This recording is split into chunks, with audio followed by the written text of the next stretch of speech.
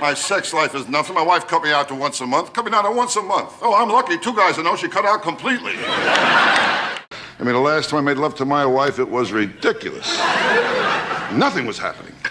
I looked at her. I said, what's the matter? Can't you think of anyone either?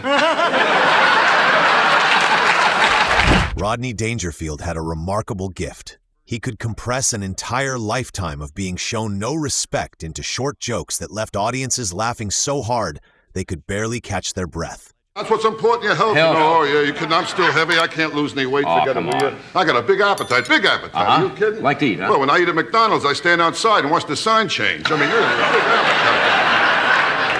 appetite. Any sympathy his story about his health might have stirred lasted only for a moment before Rodney turned it into a punchline himself. I don't get no respect at all. You kidding? When I had diabetes. Oh, you know that, huh? I don't get no respect from anyone. Oh, when I had diabetes, my wife kept sending me candygrams. Well, the whole thing goes back to my childhood. My uncle's dying wish, he wanted me on his lap. He was in the electric chair. What a childhood I had. The other kids made fun of me, made fun of my cousin, too. They called him Four Eyes. And later on, he got glasses, and they called him Eight Eyes. I mean, in my block, the kids were tough. All over my face, I had pimples. They used to grab me and play connect the dots. You kidding? Oh, when I was a kid, I went through plenty. When the first time I hitchhiked, I got beat up. I used the wrong finger. Right there on Carson's stage, Rodney jumped straight into the subject, making something deeply personal sound like just another failure life had already lined up for him. Yeah, great crowd. Great crowd. Great crowd. How you doing, all right? How you been, Rodney? Good. Everything is going along according to plan. Not mine, but somebody's plan. No, I'm just working. You mentioned the Tropicana. I'm there all summer long, just trying to do my thing. I don't like to get booked in for 2 weeks, gonna pack, unpack. 10 weeks, and we got a whole thing all summer work there in Tropicana and see what happens. That's I like Vegas, you know. Yeah. I like to gamble too, you know.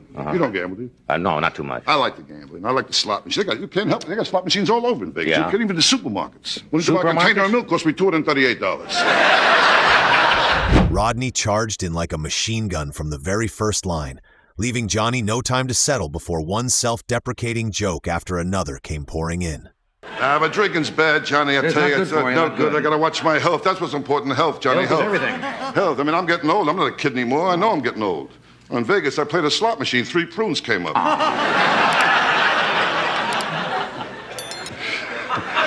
I'm getting old. I'm getting old. I can't get girls anymore. You kidding? Tough, huh? No, at my age, you become a hooky.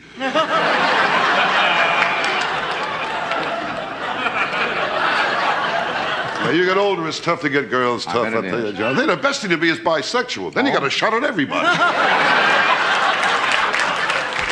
Even in his dreams, Rodney had his own fantasies reject him, then recounted that humiliation in a completely matter-of-fact tone, as if he were simply talking about the weather. I'll be in Detroit Friday night. Detroit? Oh, great. Yeah, Detroit. That's a great place. I'll pick up some plugs and points while I'm there, too, I think. You know what I mean? Yeah, I'll be at the center stage in Detroit Friday night. They didn't have that down They didn't have that down there? No. Well, what are they going to do? The center stage in Detroit. Center stage. I'll be in Dangerfield Saturday night. I'll be in Dangerfield the whole month of June. You got to keep busy all the time, keep working, you know. And I relax, too, you know. Yeah. Oh, yeah. Given that a relaxation, I went to a wild party. Did you? Tell us about it. Yeah, well, I played a new version of Russian roulette. Yeah, we passed around 6 girls, and one of them had VD.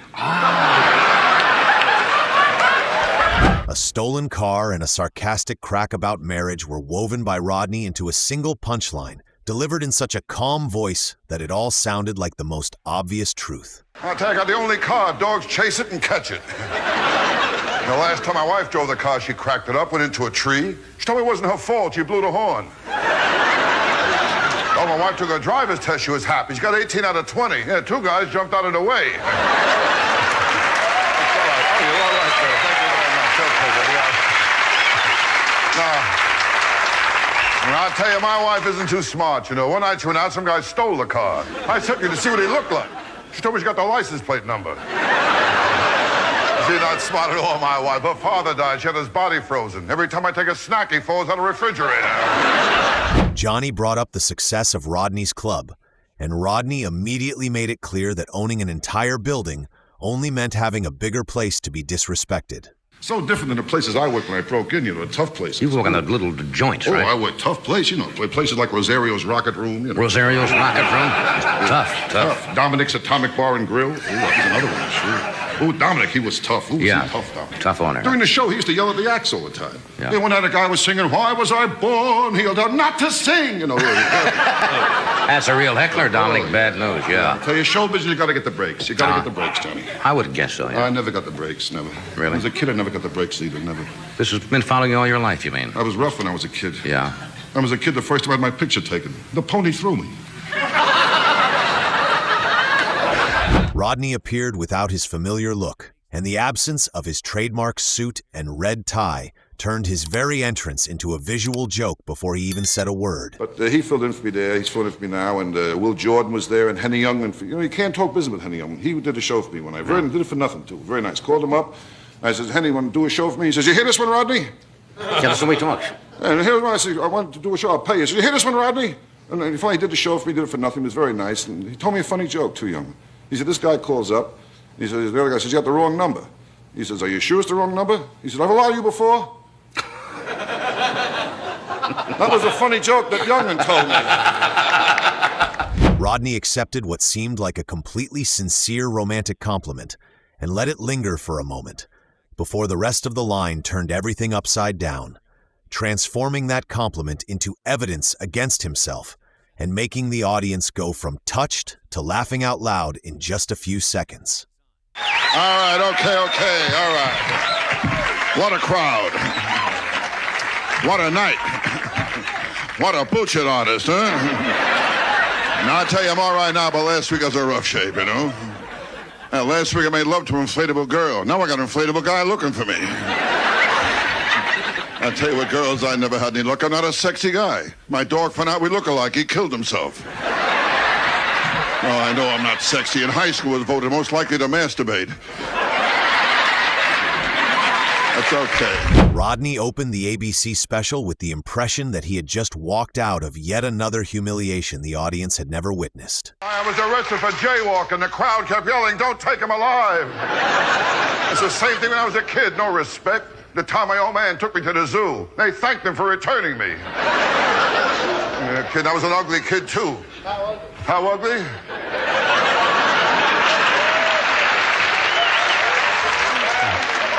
I was so ugly, my mother breastfed me through a straw. That's all right. Rodney opened with a situation involving an arrest, then with a single detail that followed, turned a serious concept into something ridiculous. He quickly steered the story in another direction and flashed his familiar wounded look before the audience had time to realize the twist of the joke. I mean ugly. But when I was born, after the doctor cut the cord, he hung himself. And my old man, he didn't like my looks either. But he carried around a picture of the kid who came with the wallet. Oh, you kid, I know I'm ugly. Halloween, I open the front door, kids give me candy. The story about Rodney's dog began with a situation that was already awkward, then added a single observer, the dog making the embarrassment grow, before the joke even reached its punchline. Simply by being there, the dog turned a private moment into something far more humiliating. And I tell you, I can't relax, you know? My dog drives me nuts. My dog. He wants me to mate him. I wouldn't mate him. Let him go through what I go through. I mean, last week was rough. Are you kidding? Last week I looked up my family tree. 2 dogs were using it. I mean, when I was a kid, it was different. I had it rough. When I was 2 years old, my parents got a dog, and I was jealous of the dog. So they got rid of me. My wife, I got no sex life. The dog keeps watching me in the bedroom, wants to learn how to beg. The dog's constant presence turned the scene into a place where Rodney was quietly being watched by a creature that seemed to have already made up its mind about him. With that one very specific observer, Rodney fully proved the idea behind the joke without needing a single additional explanation. I told him to watch my wife and learn how to roll over and play dead. I tell you, it's tough to stay married to my wife. How do you think I feel? She kissed the dog on the lips and she won't drink from my glass. I tell you, I'm sorry. I was a little late getting here tonight. You know, my dog, he started trouble again. I mean, I got a dog. He tries to run the whole house. Well, the other night he started trouble.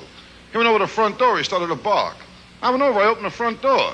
The dog didn't want to go out. He wanted me to leave. My dog, too. She gives me trouble. Your dog? Yeah. I got a female dog, you know. I tried to mate her. She wants 50 biscuits.